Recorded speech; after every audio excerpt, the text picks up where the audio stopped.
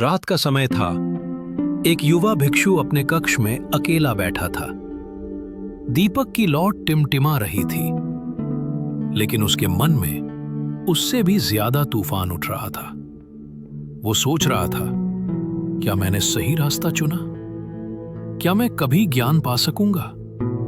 अगर असफल हुआ तो? विचार एक के बाद एक, जैसे समुद्र की लहरें किनारे से टकराकर लौट जाती हैं, वैसे ही विचार उसके मन पर चोट खा रहे थे। भिक्षु थक चुका था। उसे लगा, मन तो शांत होना चाहिए, लेकिन मैं जितना ध्यान करने की कोशिश करता हूं, मन उतना ही बेचैन हो जाता है। अगली सुबह वो सीधे भगवान बुद्ध के पास पहुंचा। आंखों में थकान और चेहरे पर चिंता। भगवान, उसने कहा, मेरा मन कभी नहीं रुकता। मैं ध्यान करता हूं, लेकिन विचारों की बाढ़ आ जाती है। क्या मैं कभी शांति पा सकूंगा? बुद्ध मुस्कुराए और बोले, प्रिय भिक्षु, हर इंसान का मन यही करता है। मन की प्रकृति ही है भटकना, लेकिन इसे समझना और नियंत्रित करना सीखा जा सकता है। बुद्ध ने कहा, मान लो किसी इंसान को एक बाण लगता है, वो घायल होता है। अब अगर वही व्यक्ति खुद पर दूसरा बाण चला दे तो? भिक्षु बोला, दर्द दुगना हो जाएगा।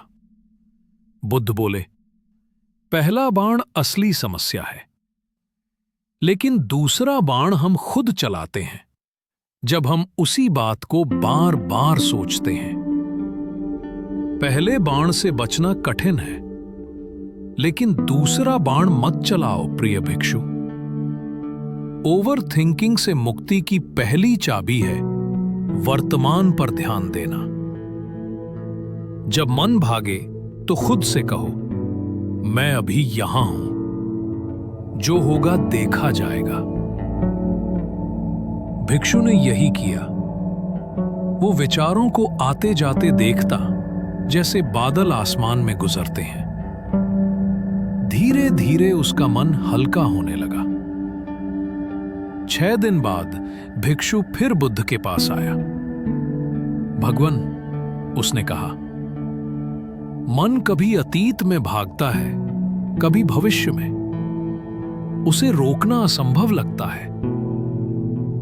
बुद्ध मुस्कुराए और बोले, मन का स्वभाव ही भटकना है। जैसे हवा का काम है बहना और आग का जलना। एक बार एक बंदर ने दर्पण में देखा। उसे अपनी ही परछाई दिखी, लेकिन उसने सोचा कोई दूसरा बंदर है। वो उससे लड़ने लगा, पर असल में तो वहां कोई था ही नहीं। मन भी यही करता है भिक्षु। वो अपने ही विचारों से लड़ता है। विचारों को रोकने की कोशिश मत करो, बस उन्हें देखो और जाने दो। विचार पक्षियों की तरह हैं, उड़ने दो, लेकिन ये मत होने दो कि वे तुम्हारे सिर पर घोंसला बनाएं। भिक्षु ने मुस्कुराकर कहा, अब मैं समझ गया भगवान।